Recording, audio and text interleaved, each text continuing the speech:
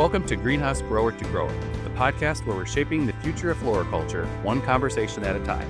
We talk with the growers, leaders, and innovators shaping tomorrow's greenhouse industry today. From market trends, next generation plants, and innovative production, to the challenges and breakthroughs redefining what it means to grow. I'm Brian Sparks, editor of Greenhouse Grower. Let's dig into what's next together. For the team here at Greenhouse Grower, the month of May means the top 100 growers. Throughout this month, we'll be featuring conversations with members of our 2026 Top 100 Growers list, which you can learn more about in our May issue. This week, I'm joined by Tom Van Wingerden of Van Wingerden Greenhouses in Washington State. Over the past couple of years, Van Wingerden Greenhouses has taken on several new projects, including launching a new fundraising software platform and investing in a new garden center. Each of these ventures has given Van Wingerden Greenhouses the opportunity to better connect with the end consumer. Please enjoy my conversation with Tom Van Wingerden, where he discusses these topics and more. So, Tom, it's good catching up today. I know, you're part of our top 100 list of growing operations. So, I really just want to use this chance to catch up with you and your company, kind of see how things are going, especially as we're talking right in the middle of spring here. So, I'm glad that you could join me today. Absolutely. Thanks for having me, Brian. Always a pleasure. Definitely. Why don't we first just kind of talk about, just for those who may not familiar, just who you guys are as a company and, some of the big things that you guys have been working on over the course of the past year or so. Right. And I think most people are familiar with the Van Wingerden name, but Yeah. maybe we're the most disconnected Van Wingerden family on the West Coast here. So my dad escaped out to Washington State in 1980.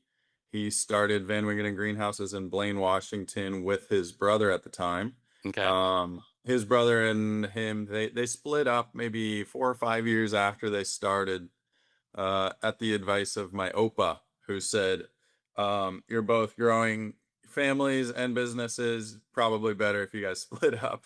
And I think that was good advice at the time, And my uncle, he started a pretty big operation 10 minutes away from here, so it's called Pacific Growers. Yeah. Also, a bigger operation. So they did that, and my dad had 11 kids. So there's actually five of us are full time here, Okay. and there's two more that are part time. So we're very much a family business, Nice. and Nice. it comes with its benefits and drawbacks. But um, I think our industry's pretty much a lot of family businesses, right? Oh, And absolutely. Yeah. I think some of the best ones are still family run. So we like it that way, and we love our family, so it works out well. Nice. Well, and as you said, whether it's, professional or personal, you get those family gatherings and there's always, the occasional tension that comes up, I'm sure, but you guys manage to work through those challenges, I'm sure. What's your specific role at the company then?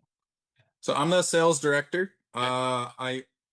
With family businesses, you end up kind of working in a lot of different areas, but most of my time is spent working with our wholesale uh, customers and developing forecasts and working with new products and developing Okay. those as well. Okay. So I'm generally in the office, but I love to be in the greenhouse too. And I feel like I have one of the nicest roles because I get to do both. Yeah. It's got to be nice. Yeah, because you're not locked into one role or the other. You get to, try different things. And to your point there, looking at things that are new, I'm sure that's the most exciting part of it too. Absolutely. Yeah, yeah. So what was it? A couple weeks ago we were down at Cast, right? Looking at new products that I get to integrate into our production for next year. Yeah. And it's always nice to escape the Pacific Northwest in early spring. It's usually raining, Yep. and go down to California for a week. It's hard to pass up on that. So Yeah, absolutely. Well, it's funny. Speaking of cast, were there any particular favorites that jumped out at you this year from going down there? yeah, that's always so hard, right? Because you come back with like 500 pictures and trying to remember just a few of them. Yeah. Um, yeah, I think at my first stop, we started down south at Pan American Seed. Okay. They had a lot of nice product there. I know we do a fair amount of fuchsia baskets, and they have one called Blue Radiance. Hmm. That looks like a really good option for us, and Okay. potential cost savings on that item too. And then they had a really nice begonia. I think that was Pan American Seeds item. Okay. Just huge, just enormous blooms. I think it's called Marquis. Hmm. And yeah, a few other items kicking around there that obviously piqued my interest, but you can't remember them all. Oh, And sure, then sure. around the other stops, like one of the ones that really jumped out to me was the Super Cal Premium Pink Star, one of the new shows from Cicada Mm, pet shows. And then one thing I noticed, everybody was talking about replacing Lysimachia this year. okay. Uh, I don't think they're gonna do it, but I think the rumor is it's not going to be allowed anymore. It's I don't know. So everybody's trying to find a replacement, but Yeah. I don't know. I think we just use other items. I don't think you replace it really. You know. No, well, and it's always, I'm sure, fun to play that guessing game when you're out there and okay, I'm going to look ahead 2 years from now and see which of these varieties am I going to are really going to be standouts. Once they go through, the whole trialing process on site at companies like yours and elsewhere, but just to make sure that they're going to perform under the right conditions. Yeah, yeah. And a lot of what I'm looking for down at Cast is I'm just looking for something that's going to be different than the big box stores, right? Right. So at every stop, it's like, okay, everybody's seeing these. Yeah. What are the big box stores going to pick up? How do I select items that not every other grower will have, Right. right? And I'm just one of the many. Yeah. So hard to differentiate, I think, right? Everything is so accessible to everybody now, which is a good thing. Hmm. But yeah, I think you got to be a bit creative there. Yeah.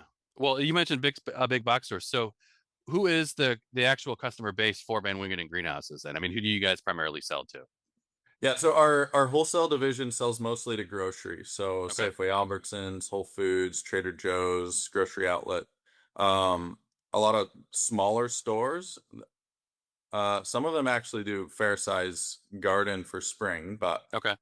nothing like say a Lowe's, Home Depot, or an independent. Right. We also sell to independents. Uh, our biggest customer is our own garden centers, which we've recently acquired another garden center, so we have two now. Okay. And then we have one pop-up shop that we operate just in the spring. Okay. Okay. Um, but really the foundation of our company is built on young plants, and we sell exclusively through Ball Seed, and we're one of their gold suppliers. So Okay. that's I always say that's our foundation because it, to me it's the least risky, it's the most stable business, Yeah. right? And everything else is kind of built on top of that, being fed by the young plants division. Sure. So then we have our, as I mentioned, our garden centers, and then we have a pretty robust fundraiser program. And let's see what else is there. That's a lot right there. I mean, I'm sure it's keeping you guys busy. Yeah, yeah, yeah. And we've got a lot of family members, so we're trying to come up with as many jobs as we can. Yeah. Oh, for sure. And it's working. Well, I know that I definitely want to hit on a couple of things that you talked about there as we were, thinking about some of the things that we were going to talk about in this episode of the podcast. One of them being the fundraising software, which I know you and I have talked about, on in Mhm. off conversations a few times in the past. So, want to dig a little deeper into, how and why you developed that, and how it's performed to this point. Maybe any other next steps that you guys are looking at for that. Yeah, and I think to start that conversation, there's a lot of horticulture companies that sell to fundraiser groups. Mhm. And for a couple of different reasons, you can keep the program simple. You can um, you can get a little bit more margin out of it, right? Because through fundraisers, they can sell for a little bit more than, say, a garden center Yeah. or your wholesale customer, and it's pretty stable, right? Is So the customer base is there, and if it works, like say for a school program, if it works one year, they'll repeat it many years in a row. sure. And we've witnessed that. We've had a fundraiser program for 20 plus years now, Hasn't been until recently that we've really grown past kind of the $1 million mark as far as sales go. But Okay. um, the fundraiser software that we developed for the fundraiser program was built because it's such a messy sales process, right? Yeah. And we basically took spring and we dedicated 2 or 3 of our administrators to just handle, the phone calls and Mhm. training new fundraiser operators and working through all the chaos because Yeah. I don't know if you've ever run a fundraiser, but I've been typically involved in them. Yeah. Yeah. yeah. Typically you're handed like a fat stack of paperwork from the last year and you're told good luck and you figure it out. Yeah. But it's not always that way, but it's nice to have a starting point if Mhm. you're going to run a fundraiser, right? So what the software does is it gives them all their history, what Okay. they did previous years, right? It gives them all their login information and step-by-step process to actually perform the fundraiser, when to start, when to stop, Mm. things like that. And it also helps keep their teams organized. So Okay. uh, if you had 50 students selling for you for the fundraiser group, then each one of them has their own individual login, Okay. and each one of them has their own individual sales website as well. So Okay. they can share the QR code with all their relatives via text, social media, email, um, however you'd like, right? Sure. And then everybody just purchases straight off the website. That money comes to myself, the grower, Okay. and then when they're finished fundraising, they finalize, we download their order Okay. straight from all of those sales. They don't have to do any work at that point. Hmm. We deliver the products to the school and we deliver them a check. Yeah. Now, the grower side there, we're growing starting in January, right? We're growing baskets, say, and there's a lot of costs that are incurred the whole way through. Mm. Now, if you can get your fundraisers to start selling from when you first started planting, you're collecting those payments the whole way through. Yeah. So for us, it was a huge cash flow correction, basically. Mhm. And we brought in all those retail funds and then bring it back to the fundraiser at the end. Okay. And it's basically just funding the production, right? Kind of a self-fulfilling prophecy of some kind. Sure. Well, it sounds like what the best part of it is just the easy, or it sounds like very easy user experience where, they're other than logging in and, they can just kind of let the program run itself really and, let you guys take care of the rest. Yeah, yeah. It also solved one other thing that I didn't mention, and that's kids running around with money is usually not Right. a winning combination. And so this way, there's no like, $100 bills floating around somebody's backpack for a month. Yeah. Oh gosh. I mean, I don't have any kids, but I just remember the days of when I was in school myself and trying to go through that whole process. And you rope your parents in, and then they're taking, catalogs to work, or they're going around the block Right. in your neighborhood, and they're trying to sell everything this way. This is such a much easier way to do things now. Yeah, yeah, it's definitely easier than back then. Now How I does that? remember that. Go ahead. I'm sorry. I remember that same thing. We used to sell chocolates, Oh yeah. and I'd go door to door and get the door slammed in my face. It was I don't think I had a lot of fun doing that, but it was probably a good character building experience. Yeah. Oh, for sure. How does that all get integrated with all of your other systems, and including inventory management and all that? Yeah, so we built API connection from our software program, from our fundraiser software program to our ERP system. Mhm. So all of those orders just download straight into our wholesale sales process, Yeah. and then it's fulfilled like any other wholesale order. Okay. Okay. Yeah, Makes things a whole lot easier. yeah. Um, any updates or any other changes you guys are looking to make as you look ahead with that? Yeah, so one other thing we're starting to integrate is e-commerce kind of fulfillment Okay. strategy Mm, where we're selling mostly in Washington state, but maybe somebody has family in Kentucky. Right. And so we're just making it possible that if they're selling something that can be shipped, Mm, then it will actually sell just like an e-commerce site that the customer will buy shipping, okay. and then the grower will actually do the shipping for the fundraiser group. Oh, wow. So Okay. the order will come in, we'll fulfill it, we'll ship the plant to Kentucky to direct to their grandma or whoever it ends up being, and then they'll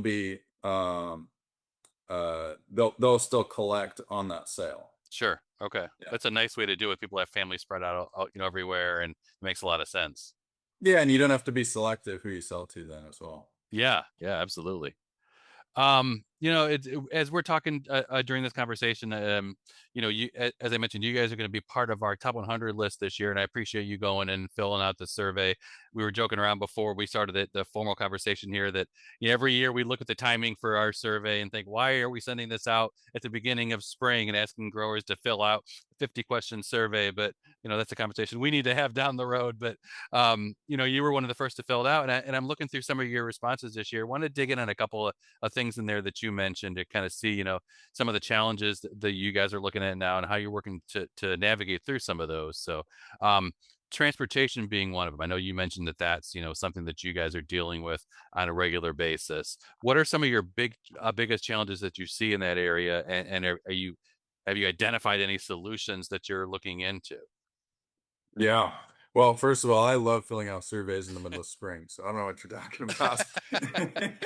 Sure. But so transportation, I think right now is a massive issue because of the sudden increase in fuel cost as well, Yeah. right? So everything is getting more and more expensive, and even without that increase in fuel cost, we've seen transportation creeping up as a major expense for us anyways. Mm, And last year we did pull back a little bit as far as how far away from home we were really delivering, okay. and just to try to bring uh some of that cost back, and also only deliver to customers within I think it's 1,500 miles or something. Okay. Now, in the Pacific Northwest, we've got kind of a messy kind of region, right? Because we've got the kind of the coastal area, which is most of the people lives on the coast. Yeah. So you got Seattle, Portland, San Francisco, like kind of your bigger cities are on the coast, and then you've got your Cascade Mountain Range, Hmm. right? And you got your mountain towns that you deliver to, Yeah. and then you've got the other side of the mountains is really the desert, right? And then you've got in Idaho, you've got kind of Coeur d'Alene, just across the line is Spokane, Washington. You've got Boise, Idaho, Sure. and so you've got kind of those far away metropolises. So we deliver to all of them, but of course, the cost of delivering to Southern Idaho is much higher than delivering to Seattle or even Portland. Yeah. So selling to some of our grocery chains, we have to stabilize our pricing. Mm, So what we're doing instead is weighting the transportation cost into our product, okay. and then setting um a minimum order value Sure. higher for customers that are harder to deliver to. Okay. It doesn't always work, right? Kind of like everybody's grand scheme. So it's like it works most of the time. And I'm happy, to bend the rules here and there, but I get in trouble for that too, right? Yeah. I'm not the guy in the truck. I'm not the guy loading the truck. Right. Sometimes that's not allowed. So, but it's like one of our bigger customers is Grocery Outlet, and Mhm. they have a really large store over in the Sun Valley in southern Idaho. Okay. And we work with him directly, and he cranks some product all spring long. And so you kind of make some special pricing, some special delivery options and things Yeah. like that for him. Okay. But yeah, so that's kind of how we're navigating the transportation cost increase. Now with this sudden fuel price increase, that's going to Right. be a tough one. Yeah. Like we're pushing everybody like higher order value, um, deliver less frequently. It's just a giant problem, and we Yeah. can't. You can't just say, "Well, we're going to charge everybody a fuel surcharge now," because they Yeah. just pull back. They pull Right. back from ordering, and we want to sell all our plants. That's a big, it's an important factor of our business. So Well, and you look at the timing of it too. I mean, gosh, if it just it had to be in spring, didn't it? I mean, yeah, you yeah, guys are taking orders and you're getting ready to ship, and all of a sudden your fuel prices are close to doubling what they were just a couple months before. So it's not another challenge that this industry needs, but as you said, you kind of learn to adapt and come up with ways that make the most sense for you as a company to work through them. absolutely, absolutely. And every year has its challenges, and this is this year's unique challenge, I guess. So Yeah, we've got to just figure our way through it and act and react quickly. yeah, So I think that's the main thing. Keep your eye on it. sure, Make sure you're fully aware of what's going on and going out the door. sure. And yeah, one other measure I guess we took was purchasing a new garden center last year. Yeah, and I did want to ask Um, about that. Yeah. yeah, so that was it's an expensive endeavor for us, right? I Mhm. mean, it's a whole new property, you're staffing a new place and uh putting a lot of work into an aging facility because it was an existing garden center. Okay. And but it's close to home. So, we can deliver there every day. It can generate maybe a little more income than our average customer Okay. that we're delivering to in the region, and it allows us to say offset some of those farther out deliveries Sure. with those sales close to home, and the long term goal is to do that more, Yeah. right? And I don't know how quickly we can act on some of that, but we really do. We like interacting with the plants and the people buying the plants, Sure. and sometimes the customer at the store level is not so much into the plants, but their Mhm. customers are, Right. right? And the same goes for our garden centers. What we're trying to do is connect our business more to the person that actually wants to buy the plants for their home, Right. not necessarily the person at the store saying this is just part of my job. Yeah.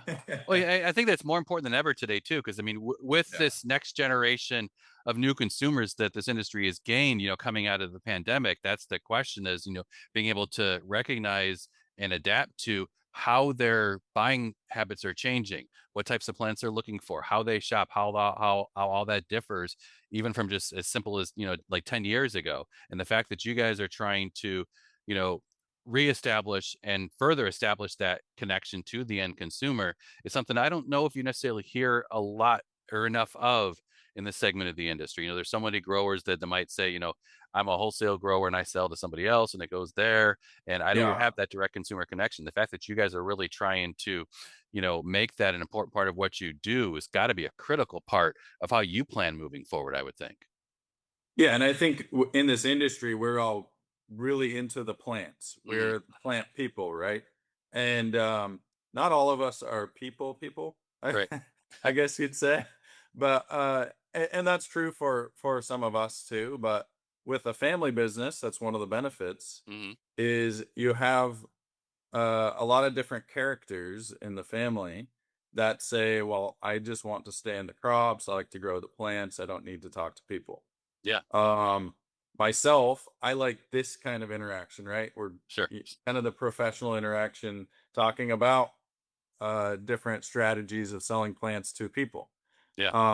But like my sister runs our garden center here at our home place, and she has a much more direct connection to the people than the plants, Yeah. right? But she's also got that connection with the plants. So it's it's a really nice way to approach it, I think, as far as being a family business, is we all kind of fit into our spot. Right. And hopefully there's enough family members if we buy another garden center. Have you have you noticed any trends in terms of what some of your customers might be looking for that maybe might give you guys an opportunity to say, okay, maybe we should be expanding into this area because our customers are telling us they're looking Mm. for something that they can't necessarily find anywhere else? Yeah, that's a really good question. And so we've actually done a couple things to gather some of that data. In our garden centers, we have like a not a survey, but it's like a little voting process where Okay. they can look at some different things and then kind of guide us into what's coming up next. Yeah. Uh, I don't think I have a good feeling on what how that's going this year, Mhm. right? But it's so early. Oh, Like yeah. for us, last week felt like spring. It was nice and warm. Mhm. This week it's raining. It's like 50, 54 degrees. Okay. And everybody's like, well, here comes second winter, right? So we all we all get really negative really quickly, but Right, that's not right. necessarily true. But the rainy days are not welcome here anymore. No, I get Um, it. but I think it's always what's something I haven't seen before. Yeah. Is there so and at cast a lot of times I'm looking at those things like the ruffled petunias, right? Mhm. Those are so cool and unique. What else did I write down here?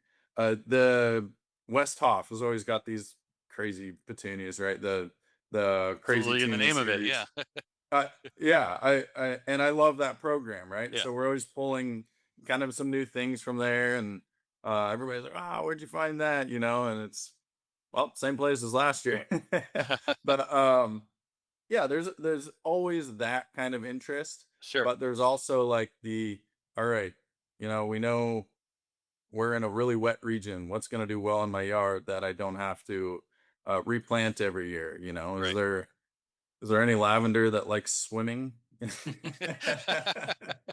Things like that. Yeah. There's always those kind of questions. So it's fun to talk about that with the customers too, Yeah. because they're the ones really experiencing our products the Yeah. most of anybody. Sure.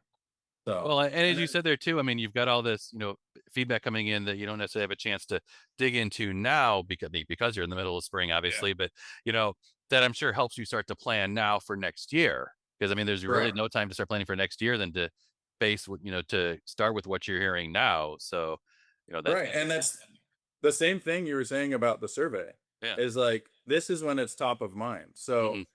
yeah, it's inconvenient timing wise, right? Everybody's super busy, but you're fully aware of what's going on and what has gone on in your business. So Sure. there's no time like the present.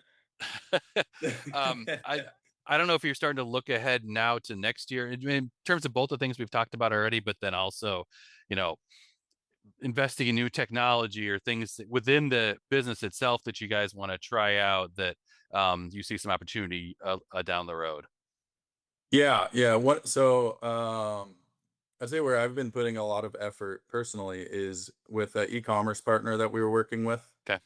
We invested in their business almost 2 years ago now, but it's called Plantsome, Yeah. and one of their efforts is developing like a plant care app, Okay. and then building a retail branding strategy around that. Mhm. So, and it's mostly around foliage, right? So it's not really so much spring oriented, but I kind of like the idea because it brings down the barriers a little bit for the customer, Sure. right? Because they're looking at the plants and they're like, oh, I bought one of these last year and killed it in 2 days, so why would I buy another one, right? Yeah. But then, we kind of have some fun little quips on there, just saying, we'll go home with you and help you take care of your plant and things like that. Right. And then building on that is like the plants that people are putting into the app Yeah. helps us, the grower, say, okay, here's what my customer base has in their home: three Mhm. snake plants, two pothos, you know, four philodendrons. That's what I should be focused on growing, right? So you're learning kind of, oh, these are the plants you're buying, putting in your home, putting on the app. These are the ones you're succeeding with. These are the ones you're killing. Yeah. Here's what we need to do. Sure. Now, that's all kind of imperfect data, but I think it can kind of create somewhat of a guideline. And if we can if we can get there for spring as Mhm. well, I mean, that would be really fun. Sure. That's a beast, right? Because everybody's got different soils and Right. Right. things like that. So that's been part of the effort. And let's see, what else are we working on? A lot of it's software more than hardware. Okay. So, um, we big believers in trying to do more with what we already have. Sure. So, we look at our space cost as a business a lot, right? And say, okay, this is kind of fixed, how much space we have right now. We're not going to build another greenhouse this year. So Right. how do we produce more within these walls or on the ground we have, Mhm. and provide more value to the company, to our employees, to our customers. So some of our software is kind of focused on that, is like really fine tuning, how much oversow we're putting Yeah. in the greenhouse on petunias, or um, looking at moving strategies, so that the primary greenhouses are utilized the most, things like that. Yeah. It's Yeah. interesting you say that too, because like I always look back at our past years of survey results to kind of see where things are trending in the industry. And I remember, from looking back, I'd say probably 3 or 4 years ago, at the time, growers didn't really seem to be expanding. I think at the time it was a lot of supply chain issues, and we had just gained these new consumers, but there was this question of, okay, are they really going to stick around? So there was a little Yeah. bit of hesitation to expand. Then we saw in a couple of years following that a good number of operations making the decision to, okay, now I'm ready to invest in more greenhouses and build up our production. Now I Okay. think we're starting to see what you were talking about, is now that we have expanded, and there are still definitely exceptions here and there, but now that we have expanded, what can we do to make the best use out of that space that we have? How can we become more efficient as a company without having to rely on growing in size, for example? Okay. I feel like this is a really natural jump to AI, right? Because I I wasn't feel going there, like but you know what? this is a perfect problem for AI to solve. Yeah. And I don't know how you feed it that kind of data, but uh, it's coming. I mean, it's coming, right? Right. It's getting so good now. And I did talk to a company called Umbrella AI, and they were looking at the horticulture space and looking for problems to solve.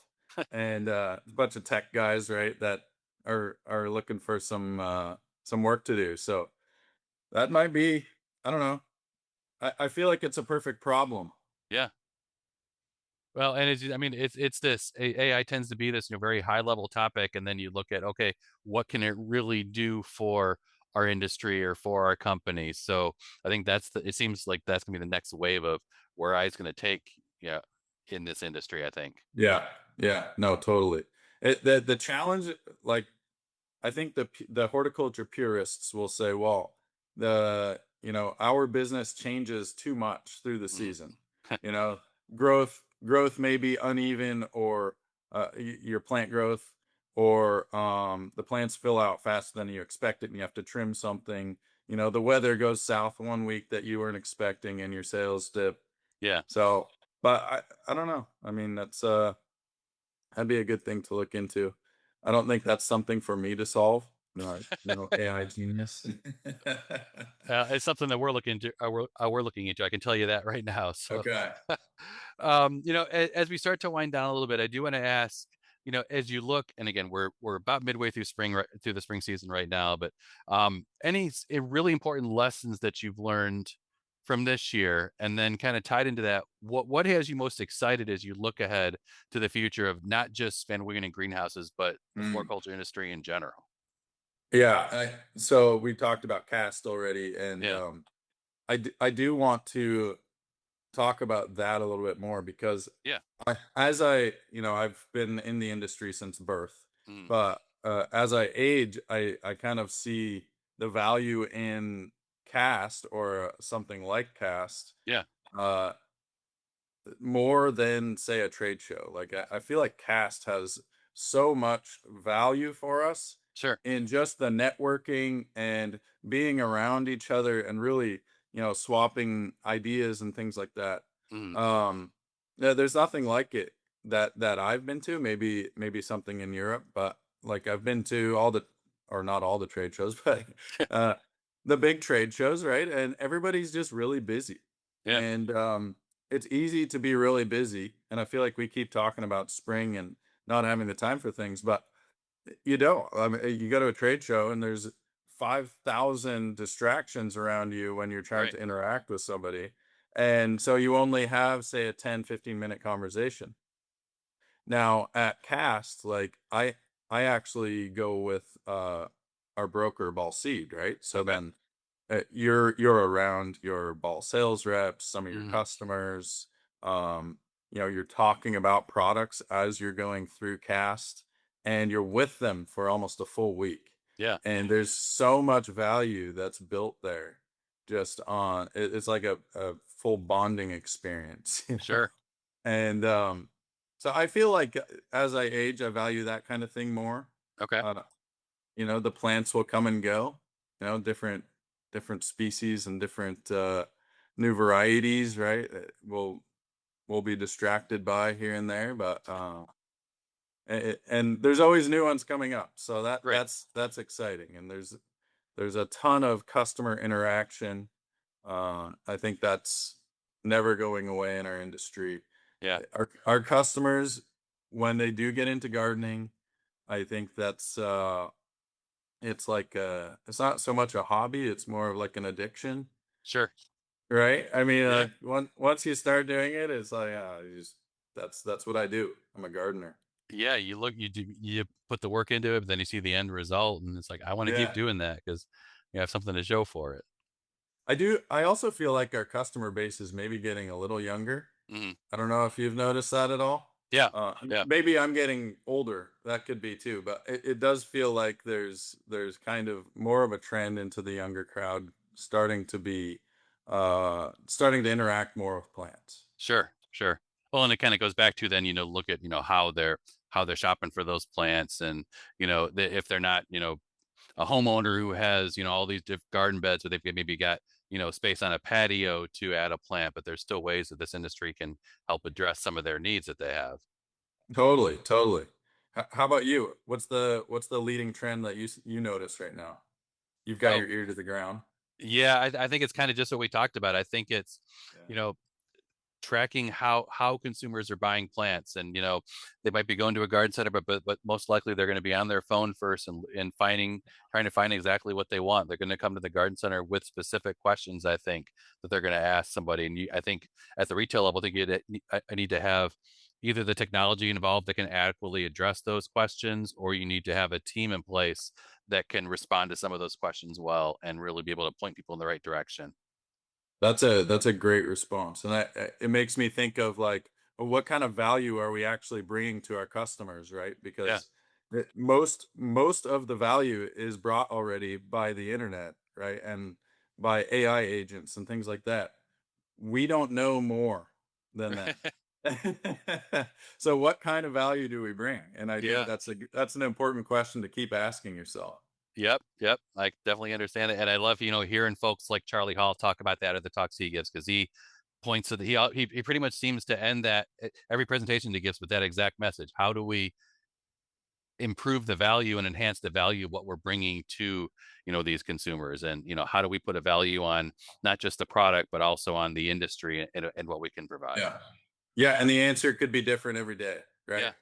So just and there again is like interact with your customers. You have got to be like customer facing and really love what you're doing, love your plants, love your customers, and give them the answers they're looking for. I mean, we know a lot in this industry, right? And we're working with plants so often, like every day of our lives, we're interacting with plants. Like think of the amount of time you spend with plants versus people. Mhm. That's kind of, well, I don't know if it's odd, but it seems kind of weird. I know more plants than people. Uh, Yeah, yeah. Well, and then that extends really the last question I was going to ask is, as you look ahead, what excites you the most of where we're going in the industry, and again for you guys as a company as well. yeah. It's a good question. No, there's so many problems, right? And it's like they're not bad problems. It's just they're solvable problems. And for us, really, we're looking at the transportation problem, like we were talking, and Mhm. saying, all right, let's just kind of pull closer to home, sell more direct to consumer. Um, focus on our fundraiser efforts. We think that's really stable. Our young plants division is working with growers, right? So that's a really stable business, and we're not going quite as far to get those sales either. So um, I like working with people like closer to home. I think that's really the big key is like we don't have to be delivering to everyone. We can be delivering to our neighbors rather than somebody across the country. Now, if they so choose to buy from me, even though I'm choosing to not sell to them, that's kind of on them. But so I don't know. I think that's uh for me solving problems. I mean, that's kind of the business we're in is keep picking them up, keep knocking them out. Thank you for joining us. You can learn more about this and other topics at greenhousegrower.com, and you can also follow Greenhouse Grower on LinkedIn. Please subscribe to this podcast on iTunes, Apple Podcasts, or Spotify, and please leave us a rating or review as it helps other listeners find the show. The Greenhouse Grower to Grower podcast is produced by the team at Meister Media Worldwide. I'm Brian Sparks, editor of Greenhouse Grower.